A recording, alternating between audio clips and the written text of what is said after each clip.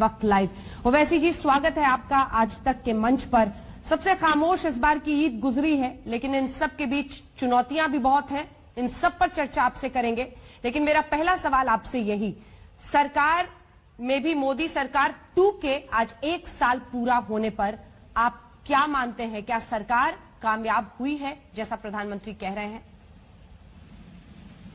मैं ये बात साफ तौर से कहना चाहूंगा कि सरकार हर महाज पर नाकाम साबित हुई है, और इसलिए कि अफसोस इस बात का है और ताज्जुब भी है कि किस बिना पर ये खुशी मना रहे हैं अपने 1 साल की तकमील का। आप देखिए कि लॉकडाउन की वजह से, जो मेरा मानना है अनकॉन्स्टिट्यूशनल था, जिसकी वजह से 140 से ज्यादा माइग्रेंट लेबरर्स की मौत हुई। सिर्फ सेकंड मई से 25 मई के दरमियान में 80 लोग ट्रेन में मारे गए। आप देखते हैं कि लोग भूखमरी का शिकार हैं। आप देखते हैं कि लद्दाख में 5 किलोमीटर से ज्यादा इंडियन टेरिटरी पर चीन न सिर्फ कब्जा किया बल्कि अपने एम्युनिशन और बंकर्स बना दिया वहां पर। तो किस बात की खुशी मना रहे हैं? कल जीडीपी के फिगर्स आए, 40 साल में पहली मर्तबा 3.1 हमारा जीडीपी हो चुका है। 12 करोड़ लोगों की नौकरी जा चुकी है इस गलत लॉकडाउन की वजह से। 3,500 के करीब लोगों की मौत हो चुकी है। किस बिना से खुशी मना रहे हैं? आखिर आप किसकी बर्बादी का खुशी मना रहे हैं? आप यही तो भारत के सिटीजन्स है ना, और आप 1 साल के मुकम्मल में खुशी मना रहे हैं। लेकिन ओवैसी जी, कौन खुशी मना रहा है? वो तो कह रहे हैं हम जश्न नहीं मना रहे हैं। प्रधानमंत्री ने एक ऑडियो संदेश जारी किया है। तो फिर ये पूरे अखबारात में पूरे मिनिस्टर्स के आर्टिकल लिखना और ये कहना कि 60 साल में जो काम ने वो काम करके दिखा दिया, हर जगह पर, हर टीवी चैनल पर जाकर अपना बाजा बजाना कि हमने वो काम किया जो किसी ने नहीं किया, तो ये जश्न नहीं है तो क्या है? आप बताइए कि हर जगह पर तकालीफ है, लोग मर रहे हैं, खास तौर से गरीब लोग मर रहे हैं, और इस सरकार को ये सूझा कि हम अपना 1 साल के मुकम्मल होने का जश्न मनाएंगे। ये तो बड़ी अफसोसनाक बात है।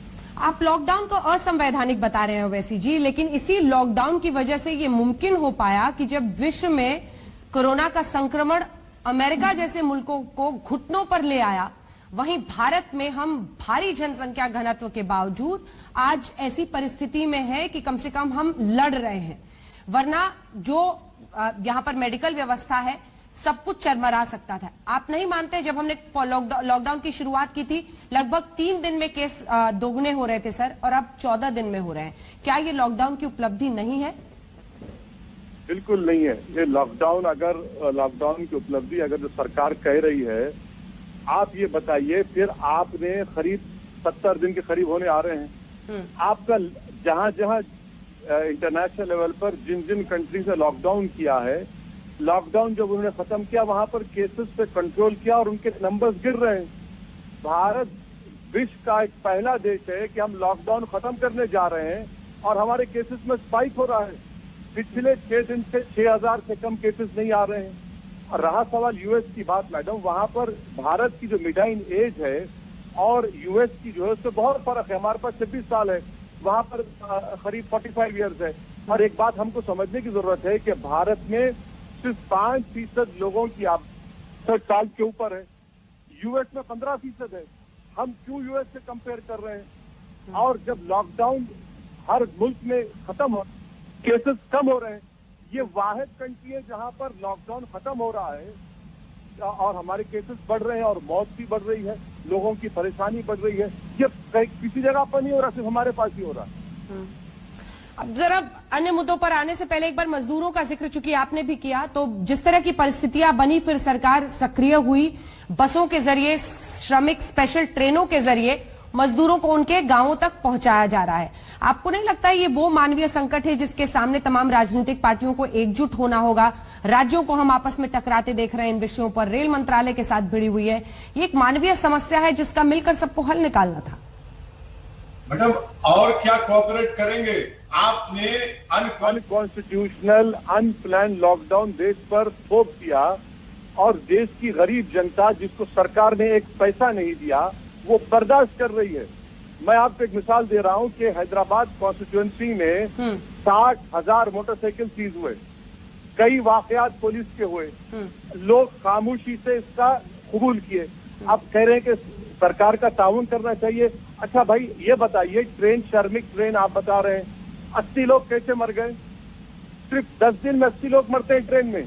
झांसी में एक ट्रेन के टॉयलेट में 4 दिन से एक आदमी की लाश पड़ी रही और आप ट्रेन को इंस्पेक्ट कर रहे हैं। आप फाइनेंस मिनिस्टर को ये तक पता नहीं कि कितने माइग्रेंट लेबर्स भारत में हैं और कितने जा रहे हैं। आप ये बताइए कि सारी दुनिया ने देखा कि एक बिहार का वर्कर अपने चेहरे पर तकलीफ का इज़हार कर रहा है क्योंकि उसकी औलाद मर गई। दुनिया ने देखा कि ट्रेन के स्टेशन मासूम बच्चा अपनी मां की लाश के पास खेल रहा है। इसका जवाब कौन देगा? 2 महीने में आपने, अगर आज आप लेबरर्स को लिख जा रहे हैं, किसने रोका आपको 25 मार्च से लिख जाने के लिए? जबकि केसेस में स्पाइक हो रहा है। इनकी अक्लमंदी देखिए, इनकी दानिशमंदी देखिए, इनका विजन देखिए कि जब केसेस में स्पाइक हो रहा है और इकोनॉमी को आप खोल रहे हैं, ऐसे वक्त में हमको हमारे माइग्रेंट लेबर्स की जरूरत है। आप उनको भिजा रहे हैं, केसेस स्पाइक हो रहा है और आप गवर्नमेंट कह रही है कि हमसे कोऑपरेट करिए। अरे भाई, आपको किसने रोका था कि एक पायलट दिल्ली से उड़ता है मॉस्को के लिए, बीच हवा में मालूम होता है कि पॉजिटिव पेशेंट है।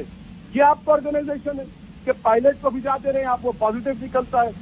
आप बताइए मैडम, पानी पीने को नहीं है। अबरार एक लड़का मर गया, मेरे हैदराबाद से बिहार को ट्रेन जाती है, सुनील बच्चा मर गया। इसका जिम्मेदार कौन है? कोऑपरेशन। अरे आप क्या कर रहे हैं? सुप्रीम कोर्ट में झूठ का, और सुप्रीम कोर्ट को कहना पड़ा कि बगैर पैसे ले दीजिए। तेलंगाना गवर्नमेंट ने 5 लाख माइग्रेंट लेबरर्स को भिजाने के लिए 6 करोड़ का खर्चा किया। हर महाज पर मोदी सरकार नाकाम नहीं बल्कि अटर फेलियर कहा जा सकता है इसको। चलिए ठीक है, आपने कोरोना और लॉकडाउन को लेकर अपना मतभेद और ये आक्रामक अंदाज आपका पहले से इन मुद्दों पर रहा है, लेकिन अनुच्छेद 370 का हटना, सीए, इन तमाम मुद्दों पर भी आप पहले बहुत आक्रामक थे। आगे बढ़ने से पहले, सवाल पूछने से पहले मैं बस ये जानना चाहती थी कि आपका स्टैंड अभी भी वही है या लॉकडाउन ने थोड़ा परिवर्तित किया है आपके मूड को? नहीं मैडम, मेरी मौत ही मेरा पोजीशन बदल सकती है। जब तक मैं जिंदा रहूंगा, मैं उन सियासतदानों की तरह नहीं हूं जो शाम में एक, सुबह में एक, दोपहर में एक बात करते हैं। 370 आपने हटा दिया, फिर हमारा लेफ्टिनेंट कर्नल कैसे मर गया, मेजर बच्चा कैसा मर गया हमारा। कश्मीर, श्रीनगर के अंदर 15 घर बर्बाद हो जाते हैं। लद्दाख के अंदर आपने कहा यूनियन टेरिटरी बना दिया 370 को हटाकर। भाई साहब, 5 किलोमीटर पर होम मिनिस्टर साहब जवाब क्यों नहीं देते? आईटीबीपी आपके तहत है, आप जवाब नहीं देते। आखिर आप चीन से बात कर रहे हैं मैडम, तो बताइए ना क्या बात कर रहे हैं चीन से आप? आपने देश को झूठ का, डोकलम में आपने झूठ का। डोकलम में आज भी पहले से ज्यादा उनके बंकर्स बन चुके हैं। सैटेलाइट के फोटो से झूठ नहीं बोल सकते। और हमारे प्रधानमंत्री इतने 56 इंच के स्ट्रांग लीडर कि अपने मूड का इजहार देश से नहीं करते, अपने मूड का इजहार हजरत ट्रम्प से करते हैं। और ट्रम्प कहता है कि Modi is in bad mood. What about the country? देश को तो मालूम होना चाहिए ना कि प्रधानमंत्री चीन के बारे में क्यों नहीं कहते। आपने ममलापुरम किया, वुहान स्पिरिट किया, उसके बावजूद भी 370 हटाया और लद्दाख में 5 किलोमीटर पर हजारों चीन की फौज भारत की जमीन पर कब्जा करके बैठी है। इस पर बीजेपी खामोश है। ऐसा लगता है कि उन्हें मौत को देख लिया, खामोश बैठे हुए हैं। इस पर औपचारिक रूप से तो नहीं, लेकिन ये कहा जा रहा है कि प्रधानमंत्री की अभी चीन के इस लॉकडाउन के बाद बातचीत नहीं हुई है ट्रंप से। तो आप ट्रंप पर भरोसा करेंगे या प्रधानमंत्री पर? हमारी देश के गवर्नमेंट को कहना चाहिए कि ट्रंप झूठा है, झूठ बोलता है। अरे सर, कूटनीति में ऐसी बात की जा सकती है क्या, जब आपको विश्व में तमाम देशों से रिश्ते बनाने होते हैं, डिप्लोमेसी का ख्याल रखना होता है? जी बिल्कुल की जा सकती है, क्योंकि मुझे नरेंद्र मोदी से पॉलिटिकल इख्तलाफ जिंदगी भर रहेगा, मगर मेरे देश का प्रधानमंत्री है। और अगर कोई मेरे देश के प्रधानमंत्री को झूठा कह रहा है, झूठ बात कह रहा है, और हमारा हमेशा से ये पोजीशन रहा है कि हम किसी दूसरे मुल्क को हमारे अंदरूनी मामलात में मदाखलत की इजाजत नहीं देंगे। अमेरिका का ट्रंप कौन होता है? हमको क्लियर कट कहना चाहिए था कि गलत कह रहा है। चलिए, झूठ अगर स्ट्रांग वर्ड है तो is misleading. The prime minister has not spoken to Trump. आप ये भी नहीं कह सकते। चलिए, अब चीन की आपने बात की सर, जरा पाकिस्तान का जिक्र करते हैं। पीओके को लेकर जिस तरह का आक्रामक अंदाज मोदी 2 में पहले साल में रहा है, हम जाफराबाद और उन तमाम इलाकों के गिलगित बल्तिस्तान इन सब का हम मौसम भी बताने लगे हैं। आपको लगता है कि इससे इमरान खान और पाकिस्तान दबाव में है? मतलब देखिए, जहां तक भारत की इंटीग्रिटी का मामला आएगा, हम बराबर सरकार किसी की हम उनके साथ करेंगे। मगर मैं ये बताना चाह रहा हूं कि आपने सर्जिकल स्ट्राइक करने के बाद भी कैसे एक लेफ्टिनेंट कर्नल की, एक मेजर की, हमारे सिपाहियों की मौत क्यों हो रही है, इसकी वजह क्या है? क्यों आप इसको रोक क्यों नहीं कर पा रहे हैं? सिक्किम में चीन घुस रहा है, आप उसको नहीं रोक पा रहे हैं। अरे भाई मैडम, जिस तरह आपने पाकिस्तान के बारे में सवाल किया, इस तरह तो दूसरे एंकर्स को भी, दूसरे बीजेपी के पॉलिटिशियंस को बोलना चाहिए ना चीन के ऊपर। और इमरान खान हो या चीन का सदर, भारत की इंटीग्रिटी का सवाल आएगा, हम अपने सियासी इख्तिलाफात को हमेशा से उसको बारायता रखे, तो जवाब देना पड़ेगा ना मैडम। कभी तो जवाब दीजिए आप कि भाई आप ये क्यों हो रहा है। 370 आपने कहा था कि अगस्त 5 के बाद सब खत्म, कुछ नहीं होगा, मगर आज भी वहां पर गड़बड़ हो रही है, आज भी टेररिस्ट अटैक हो रहे हैं, नौजवान लड़कों की भर्ती हो रही है, तो फिर क्या हो रहा है वादी में? लेकिन बीते दिन तो उन्होंने कहा है कि एक बहुत बड़ी, और आपने भी तस्वीरें देखी होंगी जिस तरह से सुरक्षा एजेंसी सतर्क है, गाड़ी में वहां पर धमाके से लगभग 40 किलो आईईडी था, उसको उड़ाया गया, तो सतर्कता बरती जा रही है। ठीक है, मगर पुलवामा का राज तब तक नहीं खुला ना। पुलवामा का वो जो सुसाइड बॉम्बर था, उसके आज भी डीएनए के सैंपल गवर्नमेंट के पास हैं। अब तक आपने कितनों को अरेस्ट किया पुलवामा में, बता दीजिए, उसके बारे में कोई बात नहीं होगी। अरे बताइए ना देश को, आपने तो पुलवामा के नाम पर इलेक्शन जीत गए, मगर देश को तो बताना पड़ेगा ना कि पुलवामा में कितना प्रोग्रेस हुआ, एनआईए ने कितना क्या किया, आप नहीं बता पाते। एक पुलिस ऑफिसर एसीपी रैंक का पकड़ा जाता है टेररिस्ट को लेकर जाते हुए, उसका क्या प्रोग्रेस है बताइए आप। उसके बारे में कुछ नहीं बताते, खामोशी है, सन्नाटा है बीजेपी गवर्नमेंट के पास। वैसे साहब, चूंकि चीन पर आप बार बार आ रहे हैं, लेकिन पाकिस्तान के ही, और आपने कहा कि जब भी डिप्लोमेसी का मामला आएगा तो मैं अपनी देश के सरकार रहूंगा, तब मैं राजनीतिक जो भी खिलाफत है उसको दरकिनार करूंगा। पाकिस्तान के विदेश मंत्रालय ने राम मंदिर के निर्माण को लेकर सख्त टिप्पणी करते हुए इसे गलत करार दिया है। क्या आप इस पर निंदा करना चाहेंगे उनकी? अगर हमारे देश के एक्सटर्नल अफेयर्स मिनिस्ट्री के लोगों ने इस पर कोई कमेंट नहीं किया है तो मुझे इजाजत दे दीजिए आप, क्योंकि वो जो कमेंट करेंगे किसी दूसरे मुल्क के बारे में तो मैं बराबर उनके साथ हूं। मैंने ये, मेरा मौक़िफ़ ये है कि सुप्रीम कोर्ट का जजमेंट है। मैंने ये कहा कि supreme court is supreme but not infallible. ये हमारे देश का आखिरी कोर्ट है।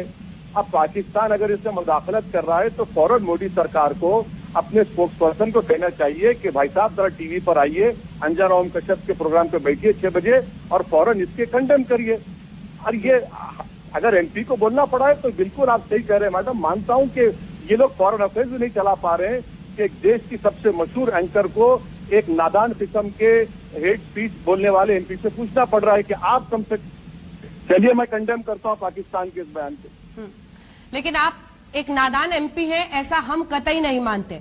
आप अपनी बात बहुत जोरदार और धारदार तरीके से रखते हैं, इसीलिए आपको हमेशा आमंत्रित करते हैं, क्योंकि विपक्ष की आवाज भी बुलंद होनी चाहिए एक ऐसे दिन जब सरकार 6 साल पूरी कर रही है और दूसरे कार्यकाल में पहला वर्ष। अब मैं आती हूं सर, पूरे कोरोना की जो लड़ाई है उसमें हम जिस तरह से राज्यों को देख रहे हैं, महाराष्ट्र में आंकड़े सबसे ज्यादा हैं, दिल्ली में भी है, गुजरात में बहुत ज्यादा है, और इन सब के बीच पलायन का ये मुद्दा जो लगातार उठ रहा है।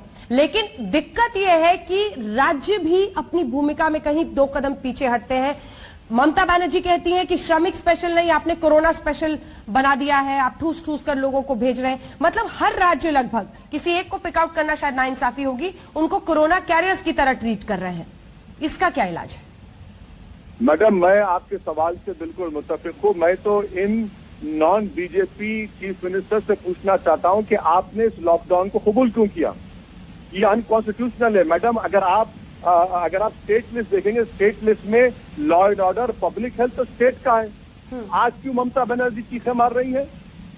आप पहले 25 को कह देना चाहिए था कि लॉकडाउन होगा तो हमारे स्टेट के रिक्वायरमेंट होगा, क्योंकि ये अनकॉन्स्टिट्यूशनल है और हमको कॉन्स्टिट्यूशन इस बात की इजाजत देता है, आपने जब नहीं कहा। अब रहा सवाल स्टेट की शिकायत का, मैडम मैं आपसे कहना चाह रहा हूं कि बीजेपी की सरकार इस प्रोग्राम में आकर कह दे कि आपने स्टेट को कितना पैसा दिया। तेलंगाना की सरकार 6 करोड़ रुपए अपना जेब से देती है माइग्रेंट लेबरर्स को भिजाने के लिए। हमारा चीफ मिनिस्टर पुकार कर इस बात का डिमांड कर रहा है कि स्टेट का जो लोन है उसको डिफर करिए, आप नहीं करते। आरबीएम एक्ट को 3 से 5% करते हैं, कंडीशन लगाते हैं, और चीफ मिनिस्टर ने कहा कि हम भीख मांग रहे हैं। वेज एंड मीन्स एडवांस 100% करिए, आप नहीं करना चाहते। आखिर आपने स्टेट को क्या मदद की है अब तक, बता दीजिए आप, सिवाय इसके कि आपने एनडीएमए का सेक्शन 6 को इस्तेमाल करके आप दिल्ली से बादशाह सलामत एक फतवा जारी करते हैं, स्टेट ऐसा कर दो। अरे भाई गुजरात में क्या हो रहा है बताइए ना। गुजरात में नाकिस किस्म के, डुप्लीकेट किस्म के वेंटिलेटर्स लगाए गए, और वो सप्लायर कौन था, उसने 25 लाख का सूट प्रधानमंत्री को दिया था। इस पर कोई बात नहीं करेंगे। आप स्टेट को क्या मदद कर रहे हैं? आप कुछ नहीं कर रहे हैं। तो उन्होंने तो 20 लाख करोड़ के आर्थिक पैकेज का ऐलान किया है, और वो कह रहे हैं चरणबद्ध तरीके से सबको फायदा पहुंचेगा, कुछ को डायरेक्ट पैसा और एमएसएमई सेक्टर में इजी टर्म्स पे लोन के जरिए वो फिर से अर्थव्यवस्था में जान फूंकने की कोशिश में कर रहे हैं। आपने निर्मला सीतारमण जी का प्रेस कॉन्फ्रेंस तो रोज देखा ही होगा। मैडम मैं आपको बता रहा हूं कि वो 20 लाख करोड़ का जो कहा गया कि 10% ऑफ जीडीपी था, मैंने जितने देश के माहिरीन इकोनॉमिस्ट है उनके तमाम आर्टिकल्स पढ़कर कह रहा हूं कि वो ये कह रहे हैं कि वो जीडीपी का 10% नहीं है, 1.4% भी नहीं है मैडम, 1.4% भी नहीं है। आप क्या कर रहे हैं? क्यों देश के आंखों में धूल झोंक रहे हैं? झूठ पे झूठ बोले जा रहे हैं। 20 लाख करोड़, अरे 1.4 लाख, 10% ऑफ जीडीपी, झूठ। 1.4 लाख भी नहीं है। अच्छा एमएसएमई को आप कह रहे हैं कि 3 लाख का लोन लीजिए। मैडम लोन बैंक चलूं जाकर, बैंक मुझे देगा, गरीब को देगा बैंक लोन। अगर बैंक लोन देता तो ये 25 करोड़ माइग्रेंट लेबरर्स रोड पर नहीं निकलते मैडम, बैंक को जाते हैं वो लोग। कहाँ बोल रहे हैं, किधर सच्चाई है? जो आप तेलंगाना का जिक्र कर रहे हो वैसी साहब, वो एक एग्जाम्पल था। केसीआर की हर किसी ने प्रशंसा की क्योंकि उन्हें परिस्थिति देखी। उन्होंने कहा कि नहीं, जो मजदूर भाई हैं आप यहीं रहिए, हम आपको खाना देंगे, हम आपको रखेंगे। क्योंकि इस तरह का पलायन और इसको मैनेज कर पाना, आप सोचिए कितने दिनों से अब मजदूरों को पहुंचाया जा रहा है, लाखों लाख, अभी तो आंकड़ा भी नहीं है किसी के पास कि कितने मजदूर हैं। खुद वित्त मंत्री के पास भी स्पष्टता नहीं है, किसी के पास नहीं है। ऐसे में एक एग्जाम्पल सेट हुआ जो केसीआर ने किया। क्या आपको नहीं लगता वो सही रास्ता था? तो क्यों नहीं केसीआर के इस मेथड को भारत सरकार ने सराहा, उसको माना क्यों नहीं? जब एक चीफ मिनिस्टर ने कह दिया कि मैं इनको अपना मेहमान मानता हूं, तो दूसरे चीफ मिनिस्टर और बीजेपी ने क्यों कबूल नहीं किया? और क्यों नहीं आपने अब तक केसीआर की मदद की? 1000 वेंटिलेटर का हमने डिमांड किया, आप नहीं देते हैं। मैडम जीडीपी 3.1% हो चुका है। 40 साल में कभी ऐसा नहीं हुआ है। लॉकडाउन में आपने क्या तैयारी की बताइए ना। आपको नहीं मालूम था? अगर आप 25 मार्च से ट्रेन को भिजाना शुरू करते तो ये पूरे लेबरर्स जाते। आज आप इकोनॉमी को खोल रहे हैं, फैक्ट्रीज को खोल रहे हैं, कंस्ट्रक्शन साइट्स को खोल रहे हैं, एमएसएमईज को बोल रहे हैं कि जाके लोन लो। मजदूर कहाँ पे जाएगा? और मजदूर को कैसे भी जा रहे हैं कि ट्रेन निकलती है बंबई से, जाना गोरखपुर से उड़ीसा पहुंच जाती है, पीने का पानी का इंतजाम नहीं। आखिर ये सरकार क्या कर रही है? आप कब तक अपने झूठ को, अपनी नाकामियों को छुपाते रहेंगे? अगर स्टेट गवर्नमेंट ने काम किया तो उसको कबूल करिए। मैडम आप देखिए कि गुजरात हाई कोर्ट के जज को कहना पड़ा कि इनको कोविड नहीं मारेगा बल्कि इनको भूख से मर जाएंगे। और खुद एडवोकेट जनरल कहता है गुजरात का कि अगर सबका टेस्ट कराएंगे तो 70% गुजरात कोविड निकलेगा। तो टेस्टिंग करिए ना, कौन रोक रहा है आपको टेस्टिंग करने के लिए? भारत में सबसे लोवेस्ट टेस्टिंग है पूरी दुनिया में, आप टेस्टिंग को बढ़ाते नहीं है और आप कहते हैं कैसा है। बात मुख्यमंत्रियों की हो रही है तो आपने अरविंद केजरीवाल पर भी हाल में हमला किया। आपने लिखा कि मरकज के लोग जब क्वारंटीन सेंटर्स में ठीक भी हो जा रहे हैं फिर भी उनको रिलीज नहीं किया जा रहा है, उनको घर नहीं जाने दिया जा रहा है। क्या हुआ था? ये वो जो ट्वीट है थोड़ा आप उसको फिर से पढ़ लीजिए। मैंने लेटर लिखा था होम मिनिस्टर अमित शाह को, क्योंकि दिल्ली का पुलिस का लॉ एंड ऑर्डर उनके पास है कि इनके रिपोर्ट्स नेगेटिव आने के बावजूद भी इनको नहीं छोड़ा जा रहा है। और मैंने उनसे मुतालबा किया था कि इनको फौरन छोड़ा जाए, तो एमओएस किशन रेड्डी ने जवाब दिया कि हम कार्रवाई करेंगे। मगर गैर जरूरी उनको 3 हफ्ते, आप लोग 4 हफ्ते उनको वहां पर एक किस्म से किडनैप करके रखे थे। टेस्ट हो गया, सब हो गया, जाने नहीं दे रहे। हाँ ठीक है, जो फॉरेनर्स है उनको आपने केस बुक किया, मगर ये तो भारत के सिटीजन थे। अब वो लोग आ रहे हैं। रहा सवाल अरविंद केजरीवाल का, मैडम, तो मैं तो शुरू से कहता आ रहा हूँ कि इस आदमी पर भरोसा नहीं किया जा सकता है। जब दिल्ली जल रहा था तो दिल्ली के मुख्यमंत्री महात्मा गांधी के बापू घाट पर जाकर बैठे थे। उनका काम ये था कि केजरीवाल निकलकर उन महलों में जाते, हिंदुओं से बात करते, मुसलमानों से बात करते, उनको समझाते, मगर वो बापू के घाट पर जाकर बैठ गए, गांधी की समाधि के पास जाकर बैठ गए। तो ये इनका चेहरा है। पर आपको एहसास है ना ओवैसी जी की जब आप इस तरह की बातें करते हैं, आप हर किसी से दुश्मनी मोल ले लेते हैं, फिर तो परिस्थितियां ऐसी बनती है ना कि ये सब भी आप पे आक्रामक होते हैं और फिर कहते हैं कि देखिए ये तो किसी न किसी तरीके से बीजेपी की ही मदद करने में, बी टीम बनने में लगे रहते हैं। क्योंकि आप देखिए, आप चाहे राहुल गांधी हो, अरविंद केजरीवाल हो, आप सब पर बोलने लगते हैं, सबको, सबसे दुश्मनी मोल लेते हैं। मैडम, अगर सच्चाई को बोलने के लिए सारी दुनिया से दुश्मनी मोलना पड़ेगा तो मोल लूंगा। कम से कम जब खबर में जाऊंगा तो इस बात का तो तशनीकी नहीं रहेगी कि मैंने सच को नहीं बोला। दुश्मनी कर लेंगे, कोई खुदा है क्या? ये तमाम जिनका आप नाम लिए खुदा है क्या? मेरी और आपकी इज्जत देने वाला तो ऊपर वाला है मैडम, रिजक देने वाला वो है। ये लोग क्या करेंगे? बहुत से बहुत क्या करेंगे? आपके अख्तियार जो कर लें कर लीजिए, मगर सच को तो बोलना पड़ेगा ना। आप देखिए, एक बात सुनिए मैडम, आपके ताल्लुक से, माने आपकी फेडरेलिटी के ताल्लुक से कहा गया कि आप लोग वल्चर्स हैं। आप माइग्रेंट लेबर की बात कर रहे हैं, तो क्या आप वल्चर्स हो गए? क्या मीडिया अपना काम ना करे? सरकार सुप्रीम कोर्ट में जाकर झूठ कहती है 31 मार्च को कहा कि कोई रोड पर नहीं है, जबकि लोग रोड पर हैं। वल्चर्स कह दिया गया मीडिया के लोगों को, और मीडिया काम ना करे, इस पर भी तो बोलना पड़ेगा। तो इस माहौल ऐसा है मैडम कि सिर्फ तारीफ करो, पावर में वो चाहता है कि उनके खिलाफ कोई अपोजिशन की आवाज ना आए, सब कव्वाली पार्टी बन जाए, मुशायरा करे, वाह वाह वाह करें। ये मुझसे नहीं हो सकेगा, बोलना पड़ेगा। गलती जहां पर बीजेपी की होगी, मोदी सरकार की होगी, बोलेंगे। हाँ, मैं भी गलती कर रहा हूँ, बोलिए मेरे खिलाफ, आप कौन रोक रहा है? आप लेकिन इस पर तो सवाल मैंने खुलकर किया, कानून मंत्री से कुछ देर पहले किया कि इस तरह की बात जब सॉलिसिटर जनरल कहते हैं कोर्ट में मीडिया के बारे में, तो क्या आपकी सरकार इससे सहमत है? तो उन्होंने कहा कि एक संदर्भ में ये बयान दिया गया था, हम मीडिया का सम्मान करते हैं, हर मुद्दे पर आप सवाल तपाक तपाक मुझसे पूछ रही हैं, यही इस बात का परिचय है। तो यही तो इनकी थियरी ऑफ कंफ्यूजन है कि ये कोर्ट में एक बात कहेंगे, जब कोर्ट में एएसजी बात करेंगे तो वो सरकार की बात करेंगे, और कानून मंत्री आपके पास आकर दूसरी बात करते हैं। एएसजी का पूरा इशारा मीडिया के ऊपर था, वो मीडिया पर तनकीद कर रहे थे, और जो एनजीओ काम कर रहे हैं उनके बारे में कहा देयर प्रॉफिट्स ऑफ डूम। जो मीडिया के लोग पैसे जमा करके अपना पैसे दे रहे हैं, गरीबों को खाना खिला रहे हैं, वो प्रॉफिट्स ऑफ डूम है। जो लोग काम कर रहे हैं, हर काम आप सबको। वैसे साहब, चलते चलते अब एक आखिरी सवाल। देखिए, आने वाले दिनों में परिस्थितियां सामान्य होंगी, सब कुछ ठीक ठाक होगा, तो पहला वो कौन सा मुद्दा है जिसको लेकर असदुद्दीन ओवैसी को हम देश की संसद में आक्रामक अंदाज में देखेंगे? कौन सा वो मुद्दा है जो आपके मन में इस वक्त सबसे अहम है, जिसको आप ठीक होने के बाद परिस्थितियां उठाना चाहेंगे? ये मोदी सरकार ने जो अनकॉन्स्टिट्यूशनल अनप्लान्ड लॉकडाउन की वजह से देश के 25 करोड़ माइग्रेंट लेबरर्स को बर्बाद कर दिया, उनकी मौत के जिम्मेदार है, उनके भूख के जिम्मेदार हैं, और जो नौकरियां चले गई हैं 12 करोड़, कभी आने वाली नहीं है। जीडीपी 3% हुआ, -30% होने वाला है। यह है मुद्दा होगा। इन गरीबों को, सरकार को इनके अकाउंट में पैसे डालना पड़ेगा। अब या तैयार हो जाइए, देश की जनता को बताना चाह रहा हूं कि बहुत बुरे दिन आने वाले हैं, और इसलिए कि मोदी सरकार की गलत प्लानिंग की वजह से, इनके धोखे की वजह से लोगों को कह दिया कि थाली बजाओ, दिए जलाओ। आज 25 करोड़ लोग नौकरियां को बेरोजगार हो चुके हैं। अच्छा सर, ठीक है, एक सवाल मेरे मन में जो शुरू में भी मैं पूछना चाह रही थी, लॉकडाउन लागू करने की सही नीति क्या होती है? अगर अनप्लान्ड था तो सही तरीका क्या है? मैडम, सही तरीका यह होता कि मुझे और आपको 10 दिन का टाइम दिया जाता।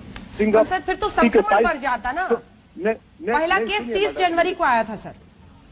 बिल्कुल मैडम, पहली 30 जनवरी से लेकर 15 मार्च तक 15 लाख आपने पैसेंजर्स को अलाउ किया इंडिया में। क्यों अलाउ किया? आपने टेस्टिंग शुरू कर सकते थे। आप माइग्रेंट लेबरर्स को आज भी जा रहे हैं, आप उनको पहले भी जाते, सिर्फ माइग्रेंट लेबरर्स को आप कुछ नहीं करते। आप टेस्टिंग को बढ़ाते, आप अस्पतालों में आईसीयू यूनिट बढ़ाते, बेड कैपेसिटी बढ़ाते। क्या हो रहा है मैडम, आज दिल्ली में लाशें रखने की जगह नहीं है। दिल्ली के अस्पताल में कंटेनर लाकर रखा गया है कि लाशों को उसमें रखा जाएगा। ये भारत में हो रहा है।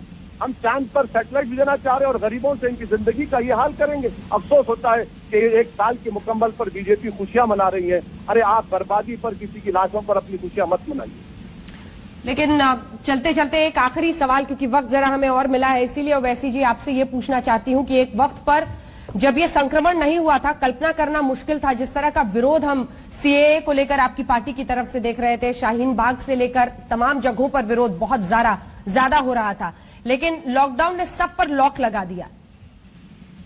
सरकार पर भी लगा दिया ना मैडम। कौन सा एनपीआर, सरकार पर भी तो लग गया लॉकडाउन। एनपीआर एनआरसी कहां कर पाए आप बड़े बड़े दावे कर रहे थे। मैं स्टेटिस्टिकली कह रहा हूं, कोई खुशी में नहीं कह रहा हूं, वरना कल चला देंगे दूसरे चैनल वाले के असदुद्दीन ओवैसी ने अंजन ओम कश्यप के साथ लॉकडाउन का मजाक उड़ाया। नहीं, आपके सवाल का जवाब दे रहा हूं। लॉकडाउन की वजह से ना आप एनपीआर कर सके ना एनआरसी कर सके। अच्छा मैडम एक बात बता, ये बोलते हैं ना कि इतना इनके पास अकाउंट, अरे भाई आप माइग्रेंट लेबरर्स का आपके पास क्या है बताइए ना। एक प्रेस कॉन्फ्रेंस में आपने देखा लेबर मिनिस्टर को? कहाँ है लेबर मिनिस्टर? हमारे लेबर मिनिस्टर एक प्रेस कॉन्फ्रेंस में नहीं बैठते। बेचारे शरीफ आदमी है, सीनियर एमपी है 7 मरतबा के, मगर कहीं पर नजर नहीं आते। लेकिन जिन जनधन खाता बनाने पर एक वक्त पर आप लोग मजाक उड़ाते थे, उनका कहना है कि हमने सबका खाता खोला तभी तो हम डायरेक्ट ट्रांसफर के जरिए जितनों को भी मदद पहुंचा रहे हैं। क्या अगर आपका जनधन अकाउंट इतना कामयाब होता मैडम, तो वो बच्चा अपनी माँ के लाश के पास खेलता नहीं। अगर आपका जनधन अकाउंट इतना कामयाब होता तो ट्रेन में 85 लोग नहीं मरते। अगर आपका जनधन अकाउंट इतना कामयाब होता तो देश में आज एक माइग्रेंट लेबर्स वापस नहीं जाते अपने घर को। आपका जनधन अकाउंट कामयाब हुआ। अगर बीजेपी ये कह रही है तो उनको शर्म आनी चाहिए। हकीकत की दुनिया में आइए, रियलिटी को फेस करिए। अगर आपका जनधन अकाउंट इतना कामयाब होता तो ट्रेन में लोग पानी के लिए नहीं मरते। ये जनधन अकाउंट है आपका। रेल मंत्रालय की तरफ से जो तमाम कोशिशें की गई, श्रमिक स्पेशल निकाला जा रहा है, उसमें हमने देखा कि महाराष्ट्र सरकार और रेल मंत्रालय भी आपस में भिड़ गए। कहा 40 दे रहे हैं हमें, महाराष्ट्र सरकार ने, हमें 80 ट्रेनें चाहिए। पीयूष गोयल जी ने रात में ट्वीट किया कि हम 125 देने को तैयार हैं, आप हमें लिस्ट दे दीजिए। रात के 2 बजे तक वो वेट करते रहे, फिर उन्होंने ट्वीट किया कि मुझे अभी तक सूची नहीं मिली है, और फिर पता चला कि उन्होंने 45 ट्रेनों की सूची दी थी, जिनमें से 4 पश्चिम बंगाल के थे, अम्फान तूफान की वजह से नहीं जा सकते थे, तो 41 गए। ये विरोधाभास क्या कहता है राज्य सरकारों और रेल मंत्रालय की नीति पर? पीयूष गोयल साहब की जितनी तारीफ की जाए कम है मैडम। वो बहुत बेहतरीन आदमी है, इतने बेहतरीन है कि उन्होंने टाइम्स ऑफ इंडिया के इंटरव्यू में कह दिया कि भूख से तो कोई मर ही नहीं रहा है। इतने काबिल है वो, इतने काबिल है कि कह दिया कि भूख से कोई मर ही नहीं रहा है। अरे पीयूष भाई, आप कौन सी दुनिया में है? आप ट्रेन में ऐसा ट्रेन चलिए, वो बात आपकी सही है, ट्रेन में पीने का पानी इंतजाम नहीं कर सकते आप। जी ओवैसी जी, बहुत बहुत धन्यवाद आपका हमारे साथ ई एजेंडा में शामिल होने के लिए।